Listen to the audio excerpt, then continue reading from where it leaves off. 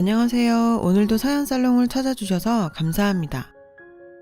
저는 평범한 50대 여자입니다. 저희 엄마가 예전에 사주 보러 가면 제가 남편 복도 있고 자식 복도 있다고 그랬다더군요. 그런데 그 사주쟁이가 영 틀린 말을 한 것 같아요. 남편 복, 자식 복은커녕 뒤통수만 맞고 사네요. 20대에 첫 남편을 만나 행복하게 신혼생활 했었습니다. 1년을 정말 꿀같이 지냈었죠. 그러나 그 행복도 잠시 남편이 교통사고로 세상을 떠나고 말았습니다. 6개월 동안 지극정성으로 간호했지만 결국 세상을 뜨고 말았죠. 그 후 저는 이런 운명인가 보다 하고 재혼 생각은 전혀 하지 않고 10년 넘게 살다가 회사 거래처에서 남자 한 명을 만나게 되었어요. 그 남자는 이혼을 하고 딸아이 한 명을 혼자 키운 50대 돌싱남이었습니다. 그 사람은 저를 보자마자 굉장히 적극적으로 대시를 했습니다. 저 역시 그 사람에게 끌리는 마음이 분명히 있었어요. 매너 좋고 다정한 성품이 마음에 들었었죠. 저희는 만난 지 얼마 지나지 않아 진지하게 연애를 시작했습니다. 그러나 걸리는 점이 많았네요. 저는 괜찮은데 그 사람이요. 저는 남편과 사별하고 완전히 혼자가 된 입장이지만 그 사람은 전처가 있고 전처 사이에 아이도 있고 그 아이는 20살이었어요. 저와 결혼하면 제가 아이와 살아야 할 것 같은데 제 자식도 아닌데 자신이 없었죠. 전처 이야기를 물어보니 남자친구는 완전히 학을 떼면서 질색을 하더라고요. 그 여자는 완전히 미쳤어. 아이 낳고 산후 우울증이 왔지. 너무 힘들어서 그런가 해서 나도 회사 그만두고 우리 가족 모두 몇 년간 그 여자 돌보는데 집중했는데 가족들이 며칠 신경 못 쓴 사이에 아이를 거의 굶겨 죽일 뻔했어. 내가 출근하면 아이 밥도 안 주고 아이랑 같이 죽겠다고 난리치니까 결국 이혼해버렸지. 그래서 아이도 내가 키웠던 거야. 그런 사정을 들으니 남자친구 쪽도 이해가 되더라고요. 산후 우울증 걸린 아내와 딸아이를 케어했을 그 사람을 생각하니 안쓰럽더군요. 그 사람은 이혼은 했지만 딸아이와 사는 지금에 만족스럽다고 했습니다. 전 아내와는 처음보다 잘 맞진 않았었다고 하더군요. 성격 차이가 심했다고요. 남자 혼자 아이 키우며 산다는 게 쉽지 않을 텐데 당차게 사는 모습이 존경스럽기도 하더군요. 남편 소개로 아이를 만난 적도 있는데 얌전하고 예쁜 아이더라고요. 엄마 아빠 이혼하고 혼란스러웠을 텐데 예의도 너무 바르고 저도 아이를 만나기 전에는 이게 맞는 것인가 많이 혼란스러웠거든요. 아이를 만나고 나서는 저런 아이라면 제가 잘한다면 시집 보낼 때까지 새 가족 알콩달콩 잘 살 수도 있지 않을까 하는 생각이 들었죠. 만난 지 6개월이 되었을 때 결혼 이야기가 급물살을 탔습니다. 시댁에선 서로 한 번씩 경험 있는 거 더 미룰 게 뭐 있냐는 식이었죠. 결혼해서 적응하고 잘 맞춰가는 게 좋을 것 같다는 게 시댁 쪽 생각이었어요. 저희 부모님께서는 좀 망설이는 눈치셨어요. 물론 제가 사별을 한번 했지만 아이도 없는데 내가 낳은 아이도 아닌데 다 컸다지만 데리고 산다는 게 쉽지 않을 거라면서 걱정하셨어요. 제가 부모님을 열심히 설득시켰죠. 남편도 믿을만 하고 시댁 어른들도 저에게 잘해주시고 딸아이도 착하니 제가 잘하면 잘 살 수 있을 것 같다고요. 저희 부모님께서도 결국 제게 지시고 말았죠. 둘 다 두 번째 결혼인지라 가족들만 불러 간소하게 식을 올리고 남편 집에서 살림을 시작했습니다. 남자 혼자 살았던 티가 나더라고요. 오시며 집안 살림들이 다 낡고 정리가 안 되어 있어서 저희 집에서 새로 혼수를 싹 해주고 제가 열심히 쓸고 닦고 그렇게 지냈습니다. 결혼하면서 일은 관두게 되었죠. 남편이 벌어오는 돈이 꽤 되기도 하고 남편이 충분하지 않겠냐며 일도 힘들 텐데 그만두라며 저를 배려하더라고요. 그때까지는 모든 것이 순조로웠습니다. 제가 처음에 짐을 싸가지고 들어갔을 때 아이는 공부를 하고 있더라고요. 아이가 낯설었지만 한편으론 그동안 엄마 없이 얼마나 외로웠을까 싶었네요. 아이랑 잘 지내보자고 인사를 했습니다. 아주 어린애보다 오히려 낫겠다는 생각도 들더라고요. 서로가 이해하면서 지내면 잘 지낼 수 있겠다고 그때까진 순진한 생각을 했었습니다. 제 생각이 완전 틀렸다는 것을 알게 된 것은 지낸 지 며칠 지나지 않아서였어요. 아이는 아침과 밤이 완전히 달랐어요. 남편과 함께 있는 아침에는 생글생글 웃으면서 저한테 엄마라고도 잘 부르고 아주 예의 바른 아이였죠. 그러나 남편이 없는 오후와 밤에는 완전 딴 얼굴이었어요. 제가 갖다 준 간식들을 휴지통에 버린 것이 몇 번이나 되었죠. 아이가 대학에 다녀서 오후쯤 집에 오곤 했는데 제가 갔다 오는 아이에게 인사를 하면 아이는 쌩하니 제 방으로 들어가 버리곤 했습니다. 시집살이도 이보다 고되진 않겠더라고요. 그건 어디에라도 하소연이라도 할 수 있잖아요. 이건 어린애가 그런다고 알리자니 고자질하는 것 같고 시댁 식구들이나 남편은 피가 섞인 가족인데 제 말 믿어줄까 싶었죠. 아이의 열리지 않는 마음에 매일을 눈물로 보냈어요. 다 큰 아이와 같이 사는 거 어려울 거라던 저희 친정엄마 말이 무슨 뜻인지 그때서야 알겠더군요. 아이의 마음을 돌려보고자 최선을 다하기 위해 아이 없는 시간에 뜨개질을 하여 털실모자를 짜봤습니다. 비록 부족한 솜씨지만 아이 머리에 맞춰 완성을 해서 살며시 아이 책상에 두었죠. 제가 계속 노력하면 아이 마음이 돌려지리라 간절히 기도하면서 준 것인데 며칠 후 방을 정리해 주는데 휴지통에서 가위로 갈갈이 찢겨진 모자를 발견했습니다. 그리고 저 보란 듯이 둔 노트도 발견했네요.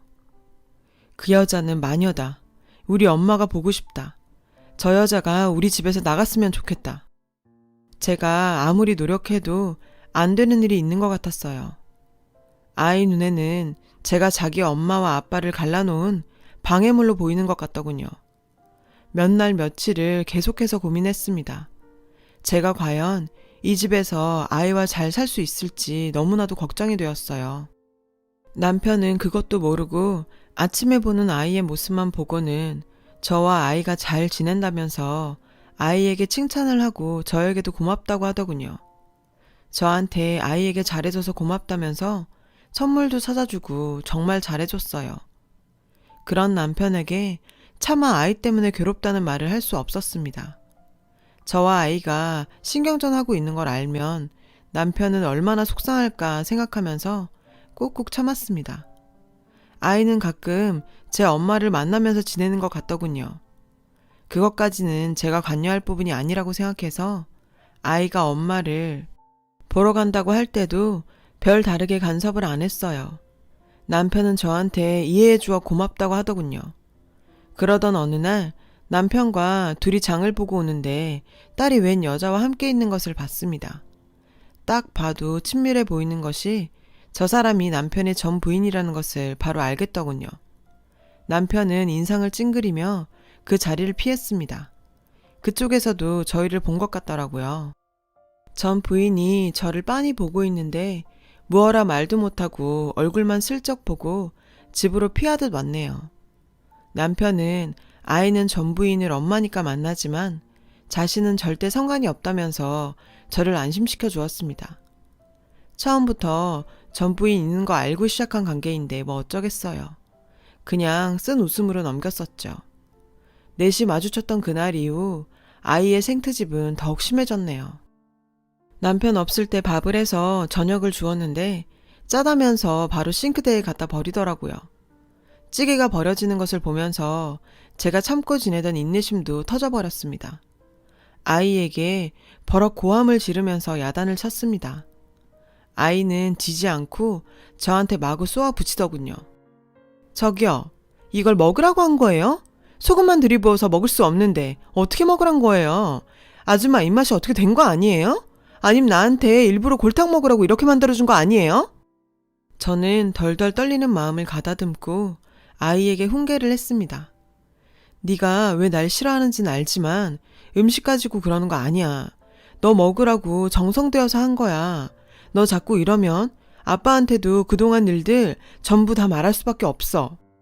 아이는 그 순간 눈에 불을 켜고 저한테 마구 욕을 하고 물건을 던지더군요.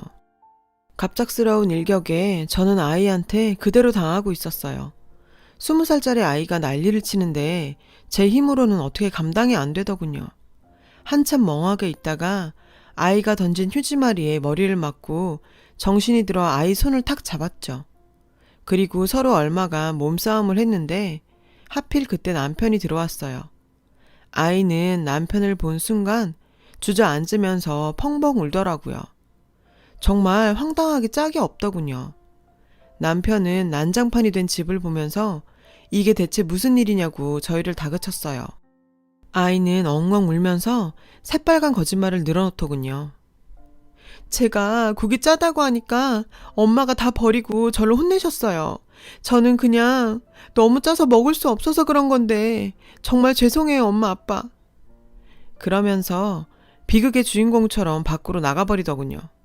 남겨진 건 벙찐 저와 화가 난 남편이었어요. 남편이 아이 말이 사실이냐며 저한테 해명하라는데 기가 막히더군요. 저도 더 이상 참을 수 없어서 그동안 아이의 만행들을 모두 남편에게 말했죠. 그동안 겪었던 수많은 모욕과 무시들, 제가 준 모자를 갈기갈기 잘라버렸던 일, 저 보란듯 써놓았던 쪽지들, 오늘 일까지 전부 이야기했는데 남편은 혼란스러운 것 같았어요. 자신의 착한 딸이 그럴 리 없다고 생각하는 것 같더라고요. 제 말을 믿지 않는 남편이 참 야속했습니다. 남편은 아이가 그랬다는 증거 있냐고 그러더군요. 제가 증거를 남겨두진 않았었죠. 가족 간에 무슨 증거 같은 게 있었겠어요. 그래서 그런 건 없다고 솔직히 말했더니 남편이 한숨을 푹 쉬면서 이러더군요. 누구 말을 믿어야 할지 모르겠다. 서로 오해가 있었을 거야. 우리 연지가 20살이지만 아직 애야. 당신한테 조금 실수하더라도 당신이 좀 이해를 해줘. 어쨌든 당신이 연지 엄마잖아. 이건 오해가 아니에요. 지금 연지가 거짓말하고 있는 거 정말 모르겠어요? 그동안 있었던 일이 전부 다 내 오해라고 생각하는 거예요? 머리 아프다. 그만하자. 남편은 그렇게 짜증을 내더니 방으로 들어가 버렸습니다. 제가 사실을 말하기만 하면 남편이 제 편이 되어줄 거라고 생각했던 제가 바보였던 거죠. 남편은 말만 중립이지 딸의 편 같았습니다. 그날 아이가 늦게 오자 찾으러 나간다면서 허겁지겁 나가더군요. 그러면서 아이와 다정하게 들어오는데 참 어이없더라고요. 제 마음이 만신창인 건 모르고요. 어쩌면 이 집에 제가 끼어들 틈은 없겠구나 싶었습니다. 그 이후 아이는 노골적으로 저를 덕대시하고 저와 남편 사이를 갈라놓으려고 하더군요. 남편을 따로 불러 방에서 우는 소리를 내는 것도 여러 번 들었고 그때마다 남편은 제게 화를 냈습니다. 아이의 목표는 저를 내쫓는 것 같았어요. 나갈 순 있지만 이대로는 아니다 싶었죠. 저도 제 억울함을 밝혀야겠다 싶었어요. 아이가 저를 괴롭힌 증거들을 모두 모아 남편에게 보여줬었죠. 남편은 한숨을 푹 쉬면서 이렇게 말하더군요. 그래서 당신 이걸 다 모은 거야? 우리 연지가 물론 그랬을 수도 있어. 하지만 당신 엄마란 사람이 어떻게 아이 흠을 들춰내려고 할 수가 있어. 이건 정말 아니잖아.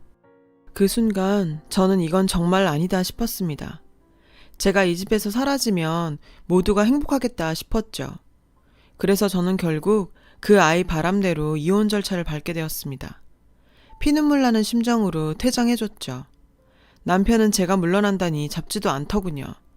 딸아이는 티가 나게 좋아했고요. 그렇게 상처 뿌리던 결혼이 끝났습니다. 몇 년 동안 저는 계속 혼자 살았습니다. 결혼할 생각은 전혀 없었어요. 2번이나 실패했는데 또 결혼해서 뭐 하겠어요. 그냥 회사 다니고 돈이나 벌고 부모님께 잘해드리고 그런 재미로 살았었네요. 어느 날 부모님의 동창분의 아버님이 돌아가셨어요. 저희 부모님 몸이 안 좋으셔서 제가 장례식장에 가게 되었습니다. 장례식장에서 인사를 드리고 부의를 전하고 나오려는데 글쎄 익숙한 얼굴들이 보이는 것이 아니겠어요? 저는 본능적으로 몸을 싹 피했습니다. 그 사람들은 바로 제 전 남편과 전 남편의 아내, 그리고 딸아이였습니다. 원수는 외나무 다리에서 만난다더니 이런 곳에서 만날 줄은 꿈에도 몰랐었죠. 그쪽은 제 얼굴을 본 것 같지 않았어요. 저는 장례식장 한켠에서 그들을 보고 있었어요. 제가 나간 후 전 부인과 재결합을 했음이 분명해 보였습니다. 그런데 이 사람들이 무슨 관계로 여기를 왔는지 알 수가 없었어요. 숨을 죽여 그들의 대화를 들었죠. 할머님, 어머님, 얼마나 상심이 크세요. 딸아이는 상주들에게 인사를 건네면서 마치 가족처럼 장례식장 일을 돕더라고요. 저는 의아해서 계속 지켜보았습니다. 곧 그들의 관계가 밝혀졌죠. 딸아이는 그쪽 집안의 며느리가 될 예정이더군요. 아, 이렇게 싹싹하고 씩씩한 며느리가 들어와서 얼마나 다행인지. 그 집 사람들은 아무것도 모르고 이렇게 말하더군요. 제 전남편과 아내는 사돈될 집이기에 같이 인사를 온 것 같았어요. 제 안에서 오랜만에 분노가 끌어올랐습니다. 저에게 그렇게 상처를 주고 저들은 잘 먹고 잘 살고 딸까지 좋은 집안에 시집 보내려고 하고 있더군요. 그 일 제가 막아야겠다고 생각했습니다. 장례식이 끝나고 저는 부모님께 말씀을 드렸어요. 그 집안에 며느리 될 아이가 그 사람 딸인데 알려야 하지 않겠냐고요. 저희 부모님은 놀라면서 당장 친구분께 전화를 걸어 제가 겪었던 일들, 그 집안의 복잡한 속내, 딸아이가 저를 내치려 했던 악행들 모두 다 얘기했어요. 그 집에서는 그 일을 심각하게 받아들였더군요. 그런 일이 있을 줄이야, 세상에. 우리는 그저 아들이 좋다니까 시키려는 거였는데 절대 안 되겠어. 그런 아이가 며느리로 들어오면 우리 집에 어떻게 되겠어? 그 집에서는 당장 파혼 절차를 밟겠다고 난리가 났고 저는 10년 묵은 채증이 내려가는 듯 시원하더라고요. 그 일이 그렇게 지나가나 했는데 어느 날 저희 집 문을 누가 두드리는 것이 아니겠어요? 등장한 사람들은 바로 전 남편과 그의 전 아내, 그리고 딸아이였어요. 저를 보자마자 딸아이가 눈물을 흘리면서 용서를 빌더군요. 제가 잘못했어요. 그때는 제가 어렸어요. 상처드린 건 알지만 저 그 남자 없으면 못 살아요. 다시 말씀해 주시면 안 될까요? 저희 시어머니께 다시 말씀해 주셔서 오해였다고, 잘못 알았다고 그렇게만 말해 주세요. 그렇지만 저는 전혀 그럴 생각이 없었습니다. 저는 이혼도 겪었는데 남파혼이 대수인가요? 냉정하게 말했습니다. 네가 나한테 했던지 죽어도 못 잊어. 너 그렇게 살면서 벌 안 받을 줄 알았지? 다 너한테 돌아오는 거야. 다른 말 할 생각 없으니 빨리 나가. 저희 부모님께서도 호통치시고 무릎 꿇고 비는 전 남편과 그의 아내, 딸을 내쫓으셨어요. 결국 그 결혼은 완전히 파토났다는 소식을 듣게 되었습니다. 엄마 아빠가 이혼하고 상처받은 딸의 마음을 이해해 보려고도 했습니다. 그래서 더 보듬어주고 싶었고요. 하지만 그 투정이 도가 넘으니 인성 문제인 것 같네요. 모든 사람이 같은 상황에 처한다고 똑같이 행동하는 것은 아니니까요. 저를 괴롭힐 땐 어떤 미래가 닥칠지 생각 못했겠죠. 그때 당한 것들을 생각하면 지금도 치가 떨리지만 그쪽도 그쪽 나름대로 대가를 치렀다고 생각합니다. 인생사 자기가 한 짓 부메랑처럼 다시 돌아오는 건가 봅니다. 다시 혼자가 된 지금 저도 이런 일 저런 일 있고 누군가에게 의지하기보다는 제 인생 더 열심히 잘 살아보려고 합니다. 제 긴 이야기를 들어주셔서 고맙습니다. 항상 기쁜 일만 있으시길 바랍니다. 여러분, 사연 댓글에 응원과 현명한 조언 부탁드려요. 좋아요와 구독은 저에게 큰 힘이 됩니다. 오늘도 좋은 일 가득하세요.